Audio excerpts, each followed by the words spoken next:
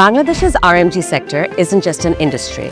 It's the engine that plays a central role in our exports, employs millions, and keeps global fashion moving. As the industry evolves, so must the systems behind it. For over a decade, Swiss Contact has worked across this ecosystem, strengthening supplier qualifications, advancing large-scale skilling and upskilling, supporting worker financial health, and enabling labor market insertion. Today, we're pushing that frontier even further. With the support of the Embassy of Sweden and the Embassy of Switzerland, projects of Swiss Contact like Progress are driving green growth, strengthening environmental, social, and governance practices, and advancing resource efficiency, shaping the future of the entire RMG supply chain while ensuring resilience for the people behind the production lines. In collaboration with the Daily Star, this podcast, Beyond the Seams RMG Future, brings you the voices driving that change, the leaders, innovators, and partners defining the next chapter of Bangladesh's RMG story.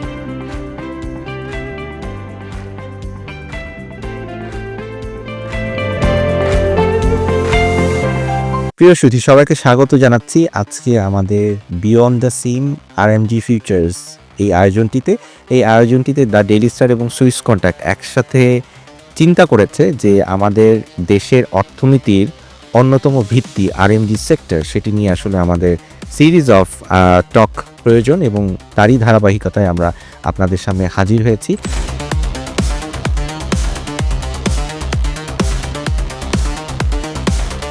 প্রিয় সুধী, আজকে আমরা কথা বলবো RMG সেক্টরের compliance নিয়ে, আমরা কথা বলবো গ্রিন ট্রান্সফরমেশন নিয়ে, আমরা কথা বলবো 360 ডিগ্রিতে কেমন করে আমরা আসলে বদলে যেতে পারি আমাদের যে ভবিষ্যৎ, সেই ভবিষ্যতের প্রতিযোগিতামূলক বাজারে টিকে থাকার জন্য, এবং সেটার জন্য প্রয়োজন কোলাবোরেশন।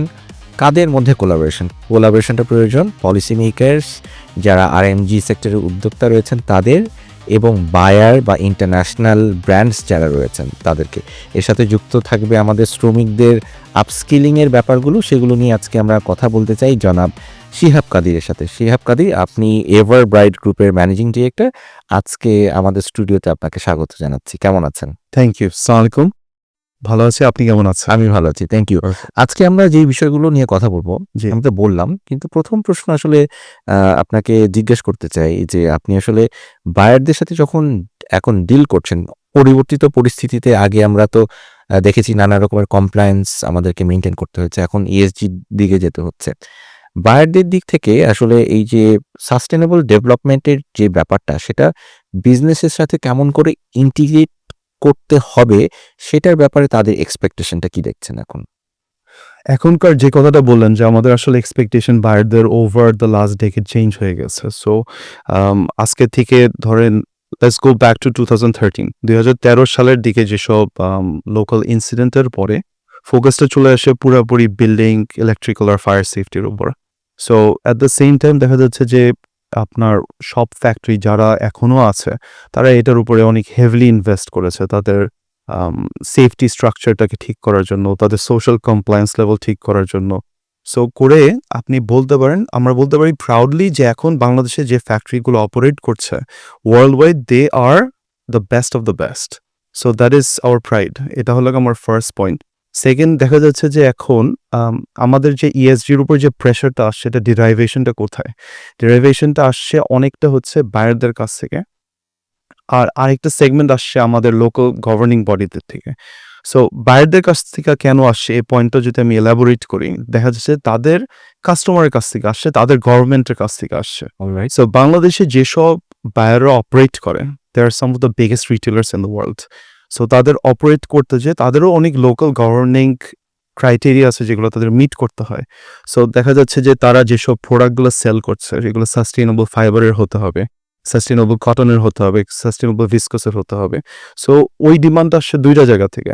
একটা হচ্ছে তাদের গভর্নমেন্ট, আর একটা হচ্ছে তাদের কাস্টমার, মানে এন্ড কাস্টমার যারা প্রোডাক্টগুলো কিনছে। সো ওভারঅল ওয়ার্ল্ড ওয়াইড যে ট্রেন্ডটা এখন আছে, সবাই চেষ্টা করে ডেভেলপিং কান্ট্রিতে যে তারা মিনিমাম একটা কন্ট্রিবিউশন করুক, তারা একটু সাস্টেইনেবল কোনো কিছু কিনুক।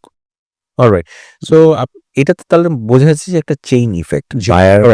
বায়ারটা আসলে না, যে এন্ড যে ইউজার যে প্রোডাক্টটা কিনছে তারা আসলে জানতে চায় প্রোডাক্টটার প্রসেসটা কোন প্রসেসে এসছে এবং সেটা আসলে এনভায়রনমেন্ট ফ্রেন্ডলি কিনা, সোশ্যাল কমপ্লায়েন্স মেনটেন করে করা হয়েছে কিনা। আমি যদি এখন একটু মানে এনভায়রনমেন্ট ফ্রেন্ডলিনেস, ক্লাইমেট চেঞ্জ এইসব ব্যাপারে আসি, আমরা তো বলছি যে আমরা গ্রিন গ্রোথের দিকে যেতে চাই, একটা ট্রান্সফরমেশন চাই আমাদের ফ্যাক্টরিগুলোর। যদি আপনি বলেছেন যে ইনফ্রাস্ট্রাকচার ওয়াইজ আমাদের কিছুটা ভালো একটা অবস্থানে আছে, কিন্তু গ্রিন গ্রোথের দিকে যেতে হলে আমাদের আসলে কি করা প্রয়োজন? আরেকটা ওয়ার্ড আমরা খুবই মানে বাজওয়ার্ড, ডিকার্বনাইজেশন। সো মানে আপনি এই জিনিসটাকে কেমন করে চিন্তা করছেন? কারখানাগুলোর আসলে গ্রিন গ্রোথ অ্যান্ড কার্বনাইজেশন নিয়ে আমরা কোথায় আছি এখন? Decarbonization একটা long-term project. It is a very easy word to say, but এটা একটা অনেক long-term project. So it has a starting point. আমরা দেখা যাচ্ছে বাংলাদেশে আমাদের যখন সেফটি কমপ্লায়েন্স থেকে আমরা রিকভার করেছি, এরপরে স্ট্রেসটা প্যারালাল চলছে আপনার সোশ্যাল কমপ্লায়েন্স, এবং এখনকার টাইমে সবচেয়ে ইম্পর্টেন্ট থার্ড ক্রাইটেরিয়া হচ্ছে এনভায়রনমেন্টাল কমপ্লায়েন্স। সো ডিকার্বনাইজেশন একটা অনেক লং হল প্রজেক্ট, যেটার মতো অনেক স্টেক হোল্ডারদের কন্ট্রিবিউশন আছে। সো আমরা যখন প্রোডাকশন করি, আমাদের অনেক টাইপের নন এনভায়রনমেন্টাল অ্যাক্টিভিটি হচ্ছে, যেরকম আপনার যে ইলেকট্রিসিটিটা আমরা জেনারেট করছি, তারপরে আমরা যে গ্যাসটা ইউজ করছি, যে পানিটা ইউজ করছি, এগুলো সব এনার্জি ফ্যাক্টরস। আর আমাদের মেইন অবজেক্টিভ হচ্ছে কিভাবে করে আমরা এনার্জি কনজাম্পশনটাকে মিনিমাইজ করতে পারি। আর ডিকার্বনাইজেশনে যাওয়ার প্রথম ক্রাইটেরিয়া হচ্ছে এটা। সো দেখা যাচ্ছে যে আমাদের এনার্জি যেটা আমরা ইউজ করছি ফ্যাক্টরি চালানোর জন্য, এখানে রিনিউয়েবলের ইনপুট আসতে হচ্ছে। আমাদের যে জেনারেটরের উপরে রিলায়েবিলিটি আছে বাংলাদেশে, এটা থেকে মিনিমাইজ করতে হচ্ছে। একই সাথে আমাদের যে গ্যাস কনজাম্পশন আর ওয়াটার কনজাম্পশনটা মিনিমাইজ করা মেইন অবজেক্টিভ, কিন্তু ডিকার্বনাইজেশনের ফার্স্ট পার্টটা। সো আমরা হচ্ছে যে এখন ওই প্রসেসে আছি, যেটা একটা লং টার্ম প্রজেক্ট, একটা লং টার্ম গোল। আমাদের কার্বন ফুটপ্রিন্ট কিভাবে আমরা মিনিমাইজ করতে পারি, ওয়াইল আমরা বায়ারদের রিকোয়ারমেন্টও মেনটেন করছি, লোকাল মেনটেন করছি, আর সবচেয়ে ইম্পর্ট্যান্ট হচ্ছে যে আমাদের নিজেদের কাছে যদি এটা একটা ইম্পর্টেন্ট ক্রাইটেরিয়া হয়, তখন মিক্সটা পারফেক্ট হয় ডিকার্বনাইজেশন প্রসেসে। অলরাইট। ডিকার্বনাইজেশন প্রসেসে কার্বন অডিট রিপোর্ট বা অন্যান্য যে কমপ্লায়েন্স রিপোর্টিং, আমরা জানি যে এক এক দেশের জন্য বা এক এক কন্টিনেন্টের জন্য এই রিপোর্টিং স্ট্যান্ডার্ডটা ডেভিয়েট করে এক এক রকম। এটা নিয়ে আপনি কি ধরনের মন্তব্য করতে চান? আমরা ফর এক্সাম্পল, আমি যদি একটা এক্সাম্পল আপনাকে ইউজ করে দেখাই, ইংল্যান্ডে আপনার আজকে থেকে প্রায় 15 বছর আগে তাদের একটা টার্গেট ছিল যে 2020-র মধ্যে তারা 20% রিনিউয়েবল এনার্জিতে চলে যাবে। সো এটা কিন্তু তাদের কান্ট্রি ওয়াইড একটা expectation, it's not an industry expectation. So একইভাবে আপনি সুইডেন বলেন, আমেরিকা বলেন, প্রতিটা ডেভেলপিং কান্ট্রিতে একটা অবজেক্টিভ আছে, ডেভেলপড কান্ট্রিতে। এবং একই সাথে ডেভেলপিং যে কান্ট্রিরা, তাদেরও নিজস্ব কিছু ক্রাইটেরিয়া রিকোয়ারমেন্ট থাকে যে আমাদের দেশ অনুযায়ী অবজেক্টিভ কি। সো বাংলাদেশে আমরা যদি কথা বলি, আমরা তো এখন আরএমজি সেক্টরের কথা বলছি, রাইট? সো ডিকার্বনাইজেশন করতে গেলে কিন্তু এখানে অনেকগুলো ফ্যাক্টর এসে যোগ হচ্ছে। কারণ আমি আমার ফ্যাক্টরির জন্য যদি ইলেকট্রিসিটি ইউজ করতে হয়, আমার কিন্তু গ্রিড থেকেই নিতে হবে ইলেকট্রিসিটিটা। সো তখন কিন্তু আপনার কোর ফর্মুলাতে যেতে হবে যে আমি গ্রিডে কিভাবে করে ইলেকট্রিসিটি জেনারেট করছি। আমি যদি কোল থেকে করে থাকি, কোল ইজ নট রিনিউয়েবল, কোলটা it's not even clean, right? So তারপর আমার দেখা যাচ্ছে যে আমরা যদি গ্যাস ইউজ করে থাকি, গ্যাসটা কি টাইপের গ্যাস ইউজ করছি। সো অনেকগুলো ফ্যাক্টর এখানে প্লে করে। তো আমরা যখন আমাদেরকে অন্যান্য দেশের সাথে কম্পেয়ার করব, কম্পেয়ার করার প্রথম ক্রাইটেরিয়া হচ্ছে যে দেখতে হবে যে আমরা কি ইন্ডিপেন্ডেন্ট এন্টাইটি হিসাবে চিন্তা করছি নাকি কান্ট্রি ওয়াইড চিন্তা করছি। এই যে ডিপেন্ডেন্সি অন দ্য গভর্নমেন্ট যে ইলেকট্রিসিটি বা অন্যান্য রিসোর্স প্রোভাইড করে, এই জিনিসগুলো কি বায়াররা বোঝে ওভারঅল? তারা হয়তো আগে গেছে, কিন্তু মানে কান্ট্রি হিসেবে আমার পলিসি, আমার এনার্জি পলিসি, আমার এনার্জি রিসোর্স সক্ষমতা, ক্যাপাসিটি, এটা তো আসলে সাপোর্ট নাও করতে পারে। সেই দিক থেকে ওরা কি ধরনের ছাড় দেয় বা কি ধরনের মানে মতামত আপনাদের কাছে কনভে করে? জি, সো আপনার কোয়েশ্চেনটা অনেক লজিক্যাল এই সেন্সে যে আমরা যখন বায়ারদের কথা বলি, তাদের কিছু সার্টেন ক্রাইটেরিয়া আছে। যেরকম আমি যে ওয়াটারটা ইউজ করছি, এই ওয়াটারটা আমি ফার্স্টলি কোথা থেকে পাচ্ছি। এটা ডিপ টিউবওয়েল হতে পারে, আপনার ওয়াসার থেকে লাইন হতে পারে।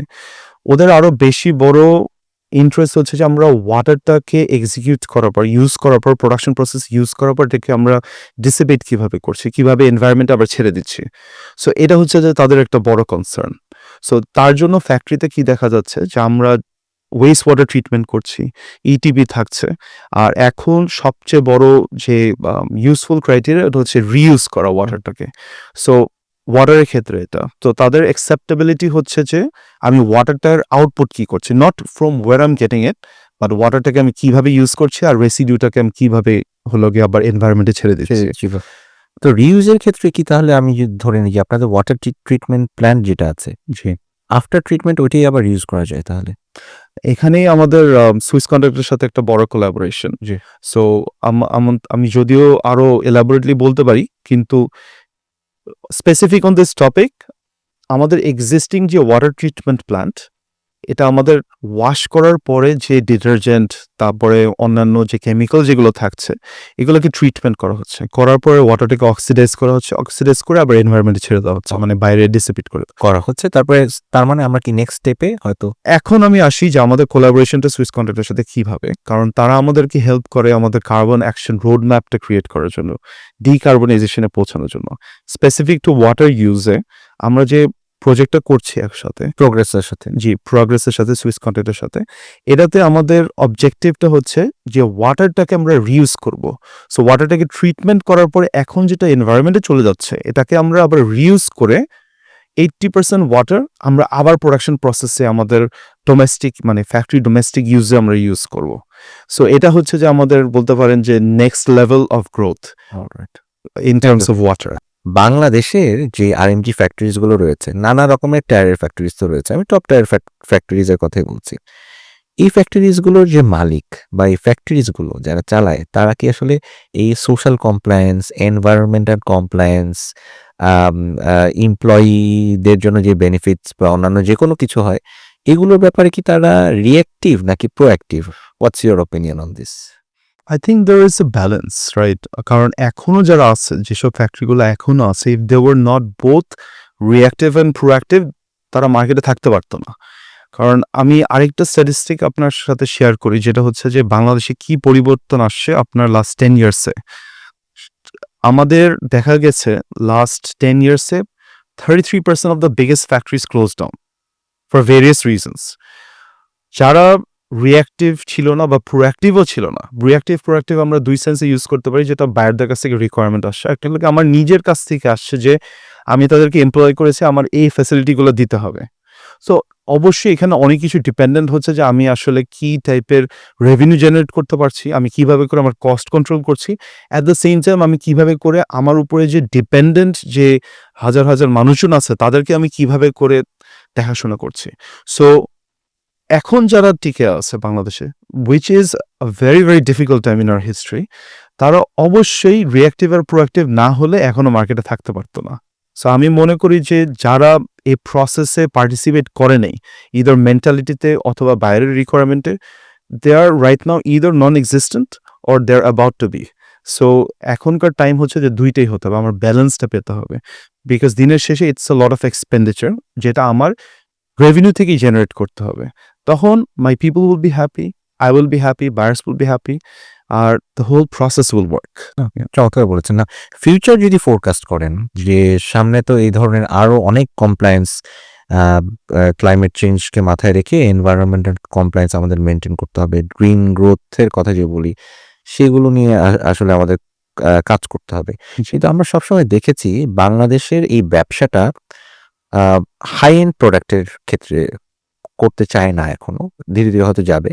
খুব দ্রুত পরিবর্তনশীল এরকম কাপড় চোপড় হয়তো আমরা উৎপাদন করতাম, কিন্তু এই যে এখন যে ট্রান্সফরমেশনের মধ্যে আমরা যেতে চাচ্ছি, এখানে তো আসলে অনেক বেশি টেকনিক্যাল নলেজ দরকার, অনেক বেশি ফাইন্যান্সিয়াল ইনভেস্টমেন্ট প্রয়োজন। এই টেকনিক্যাল নলেজ ইনভেস্টমেন্ট নিয়ে সামনে এগিয়ে যাওয়ার জন্য কি আমাদের ইন্ডাস্ট্রি, ওভারঅল ইন্ডাস্ট্রি প্রস্তুত কিনা?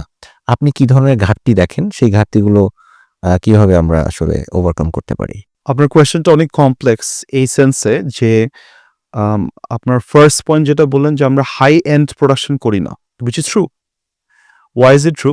কারণ আমাদের দরকার ভলিউম। আর হাই এন্ড যারা ফ্যাশন করে তাদের ভলিউমের উপরে কনসেন্ট্রেশনের চেয়ে বেশি হচ্ছে যে প্রোডাক্টের উপরে। সো হাই এন্ড ফ্যাশনের প্রোডাক্ট করতে গেলে we need a different level of skill, যেটা পারহ্যাপস চায়নার সিলেক্টিভ জায়গা আছে, টার্কির সিলেক্টিভ জায়গা আছে, ভিয়েতনামের সিলেক্টিভ জায়গা আছে।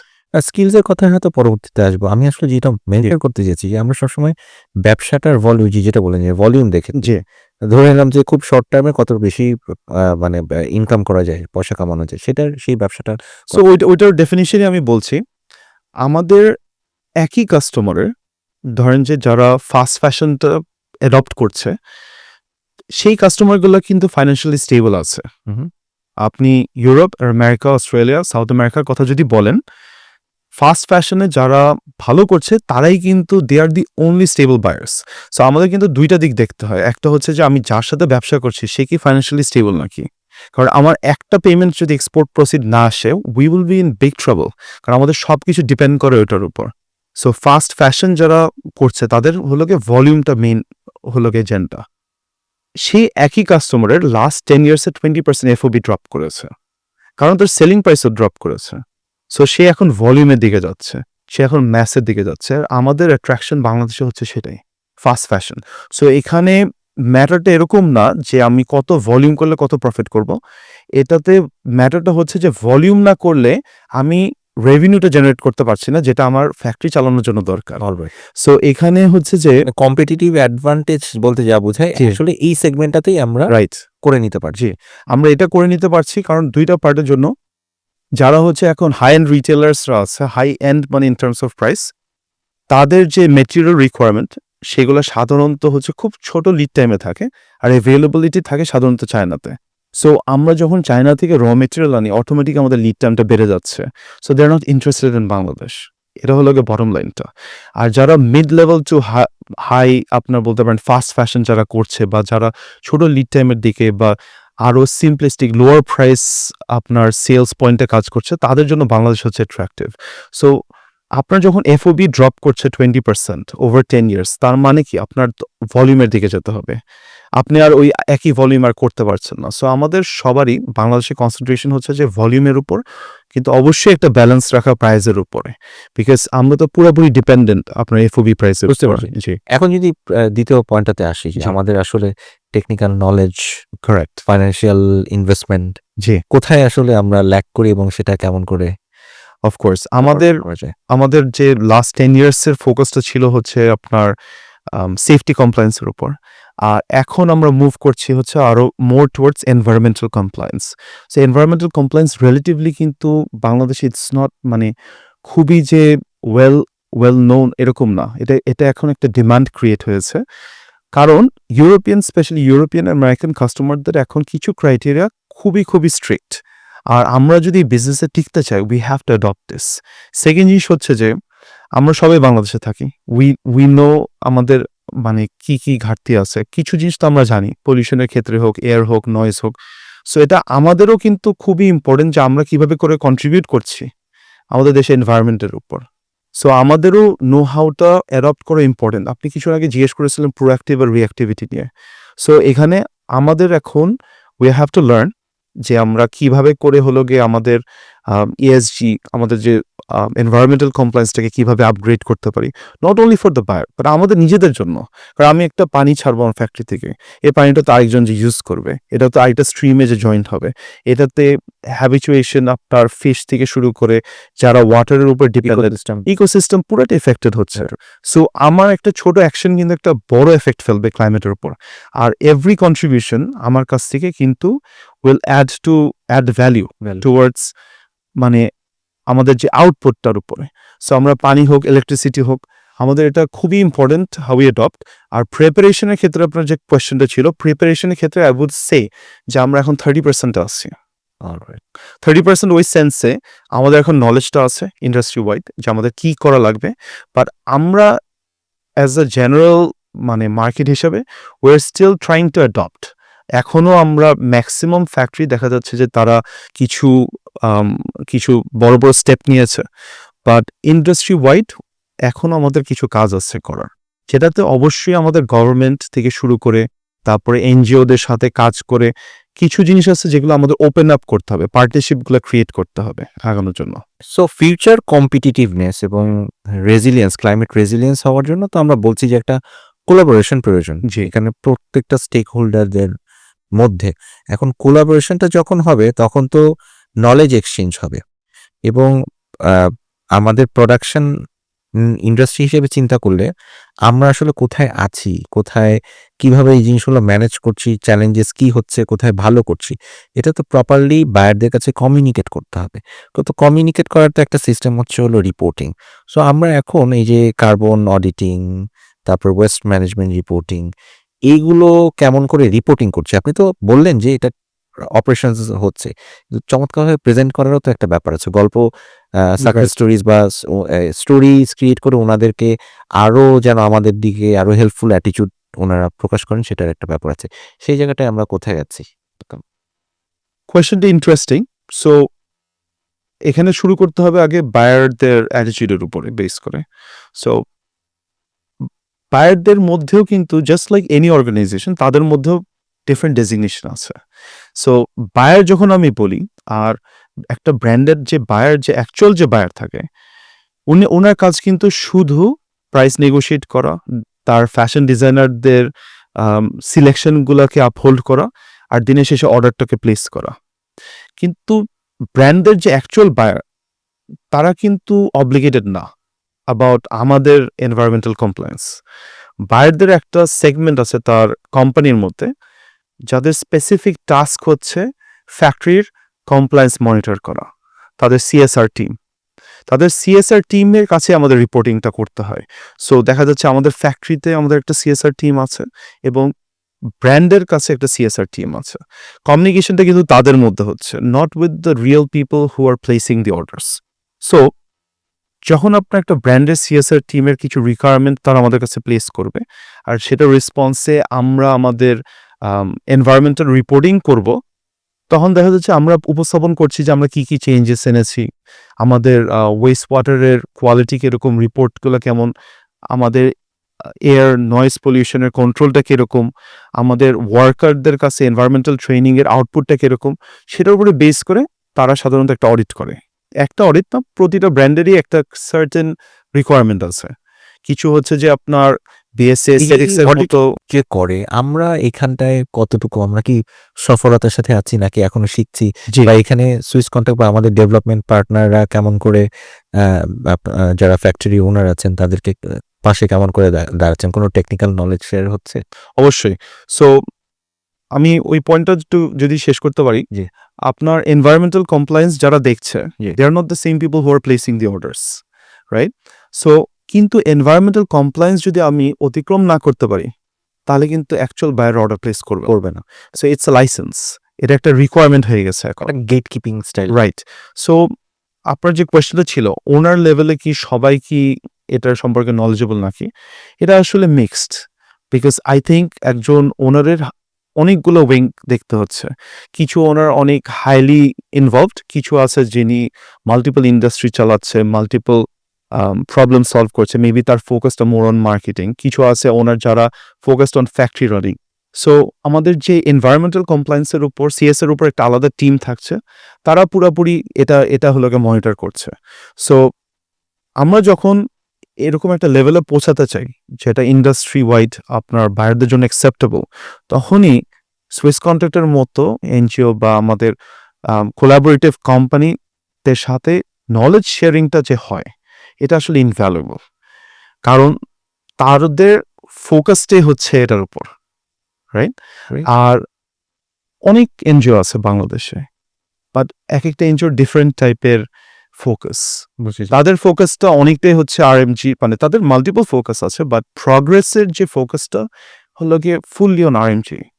সো আমাদের অনেক কিছুরই, আমরা যদি অনেস্ট হই, অনেক কিছুর উপরই নলেজ নাই, রাইট? অথবা নলেজ আছে, মেবি নো হাউটা নাই। কিন্তু সুইস কন্ট্রাক্টের মতো যারা এনজিও আছে, তাদের টিমগুলাই কাল্টিভেটেড প্রতিজনের ওই সার্টেন স্কিলের উপর, সার্টেন নলেজের উপর।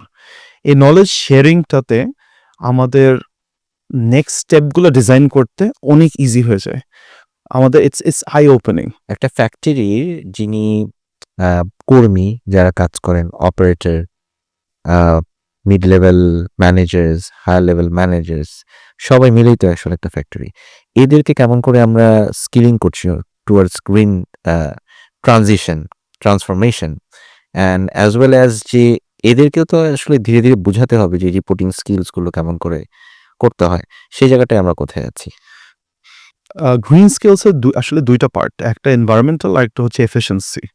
বিকজ ওভার দ্য ইয়ার্স আমরা যে কথাটা বললাম, যেহেতু আমাদের অ্যাভারেজ এফওবি প্রাইস কমে যাচ্ছে, আমাদের এক্সপেন্ডিচার বেড়ে যাচ্ছে, তো এখানে আনসার কিন্তু দুইটা। আনসার হচ্ছে যে যারা আমাদের জন্য প্রোডাকশন প্রসেসে ইনভলভড আছে তাদের এফিসিয়েন্সি বাড়ানো এবং গ্রিন প্রোডাকশনের দিকে ফোকাসটা মুভ করা আমাদের জন্য খুবই খুবই ইম্পর্টেন্ট। মানে ইট ইজ নন নেগোশিয়েবল এই মুহূর্তে। সো তাদেরকে যখন আমরা এই নলেজটা ট্রান্সফার করতে চাই, অবশ্যই it requires a lot of training. তাদেরকে ট্রেনিং সেশন করাতে হচ্ছে, ইনক্লুডিং দ্য ফ্যাক্ট যে তারা তাদের এফিসিয়েন্সি কিভাবে ইমপ্রুভ করবে, কিভাবে করে তারা আরও সাস্টেইনেবলভাবে প্রোডাকশন করতে পারবে, কিভাবে তাদের এনভায়রনমেন্টের উপরে তাদের ফোকাসটা আসবে প্রোডাকশন করার টাইমে। অ্যাট দি এন্ড তাদেরকে এন্ড প্রোডাক্টটা বোঝাতে হচ্ছে। এন্ড প্রোডাক্টটা হচ্ছে যে কিভাবে করে তাদের অপরচুনিটি আসবে to increase their salaries, to increase their wages. এই ট্রেনিংয়েও আমরা, ফর এক্সাম্পল, আমরা সুইস কন্ট্রাক্টের প্রগ্রেস আমাদের ফার্স্ট প্রজেক্টেই কিন্তু ছিল আমাদের স্কিল ডেভেলপমেন্টের উপর। সো সেটাকে আপনি কোলাবোরেট করতে পারেন আপনার যে গ্রিন স্কিলসের সাথে। সো তাদের যে ক্রাইটেরিয়াটা তারা অ্যাডপ্ট করে, আমাদের ফুল ফ্যাক্টরিটা আগে তারা স্টাডি করে, আমাদের ল্যাকিংগুলো তারা আইডেন্টিফাই করে, তারা থার্ড পার্টি কনসালটেন্টদেরকে নিয়োগ করে আমাদের কোলাবোরেশনে তারা ফ্যাক্টরি থেকে সিলেক্টিভ কিছু ওয়ার্কারদেরকে নিয়ে ইনিশিয়ালি তারা স্টার্ট করে ট্রেনিং সেশনস।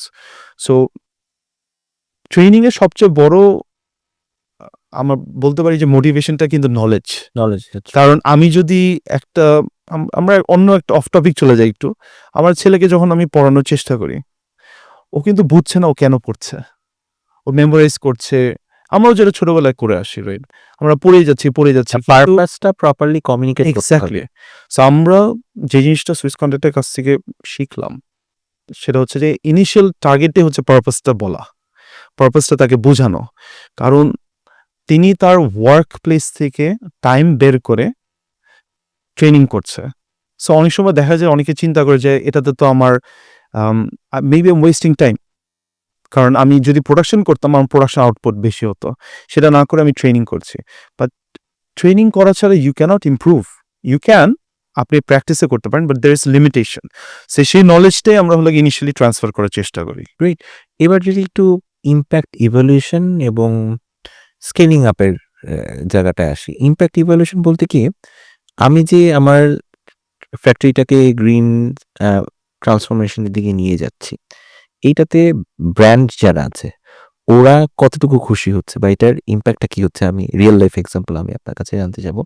আর দ্বিতীয়ত, স্কেলিং আপ করার জন্য তো নানা রকমের সাপোর্ট প্রয়োজন হয়। একটা ইকোসিস্টেম যদি প্রপারলি ইজ অফ ডুইং বিজনেসের মতো যদি না থাকে, এটা সম্ভব না। সো পলিসি সাপোর্ট, ফাইন্যান্সিং বা সার্টিফিকেশন থেকে শুরু করে নানা রকমের সাপোর্ট হতে পারে। স্কেলিং আপের জন্য কি প্রয়োজন? সো এই দুটা প্রশ্ন আপনার কাছে এবার করতে চাই। আমাদের সাপোর্টটা আসলে সব দিক থেকে দরকার। সবচেয়ে ইম্পর্টেন্ট হচ্ছে যে আমার নিজের মেন্টালিটি ঠিক রাখা, যে আমার অবজেক্টিভটা কি। আমি স্কেলিং আপ করার জন্য বা এফিসিয়েন্সি আউটপুট পাওয়ার জন্য বা আমার ইন্ডাস্ট্রিটাকে বা আমার কোম্পানিটাকে সাস্টেনেবল করার জন্য সবার আগে আমার নিজের মেন্টালিটিটা ঠিক থাকতে হবে। আর ওনিং আপটাও একটা বড় ফ্যাক্টর, যে আমার ল্যাকিংগুলো আমার নিজের বোঝা। সো এটা সবার আগে যদি আমি এস্টাবলিশ করতে পারি। সেকেন্ডে হলো গিয়ে জানা যে আমার এখানে স্টেক হোল্ডার কারা কারা আছে, বাইরেরা আছে, আমার এমপ্লয়িজরা আছে, এবং তার সাথে হলো গিয়ে যাদের সাথে আমি কোলাবোরেট করছি, কোম্পানিজ লাইক সুইস কন্ট্রাক্ট, তাদের কাছ থেকে সাপোর্টটা নেওয়া। সো যখন 4টা ফ্যাক্টর একসাথে হ্যান্ড ইন হ্যান্ড কাজ করতে পারবে, তখনই কিন্তু রাইট আউটপুটটা আসবে।